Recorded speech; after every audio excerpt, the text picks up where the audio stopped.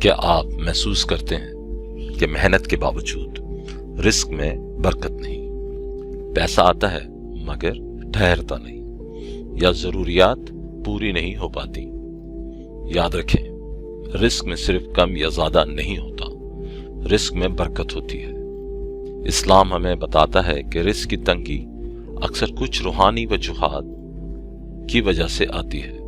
نبی کریم صلی اللہ علیہ وسلم نے فرمایا، گناہ بعض اوقات رزق کو روک دیتا ہے، لیکن خوشخبری یہ ہے کہ اسلام رزق کے دروازے کھولنے کے طریقے بھی بتاتا ہے۔ رزق میں برکت کے 4 اسلامی حل۔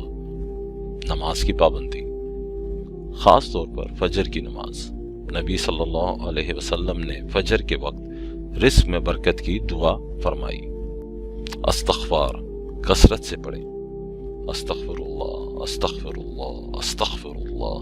یہ دل کو بھی صاف کرتا ہے اور رزق کے بند دروازے بھی کھل جاتے ہیں۔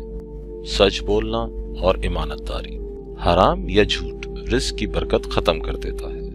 شکر گزاری، جو مل رہا ہے اس پر شکر کریں، اللہ مزید عطا فرماتا ہے۔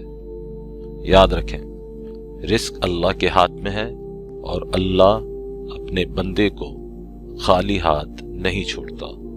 اے اللہ، ہمیں حلال، پاک اور بابرکت رزق عطا فرما، آمین۔ یہ نیا سفر اللہ سے جڑنے کا سفر ہے۔ اگر یہ ویڈیو آپ کے دل کو چھو جائے تو لائک کریں اور نیا سفر کو سبسکرائب کریں۔